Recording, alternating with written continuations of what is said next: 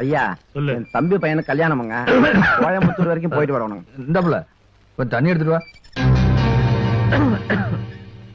உனதாப்புல போய் தண்ணி கொண்டா. புள்ளையா? எனக்கு பேர் இல்ல. அது மட்டும் இல்லாம நான் என்ன உங்க வீட்டு வேலைக்காரியா இல்ல உங்க தம்பியா? சொன்ன உடனே தண்ணி கொண்டு கொடுத்து கை கட்டி நிக்கிறதுக்கு? நான் கைய நீட்டினா வேலை செய்யறதுக்கு 100 பேர் வந்து கியூல நிப்பாங்க. நான் இன்டர்நேஷனல் சிமெண்ட் ஃபேக்டரி ஓனரோட ஒரே பொண்ணு, தெரியும்ல? ஆஃப்டர் ஆல் உங்களுக்கு நான் தண்ணி கொண்டு கொடுக்கணுமா? வயசான மட்டும் பத்தாது, யார்கிட்ட எப்படி பேசணுங்கிறத யோசனை பண்ணி பேசணும். Mind it.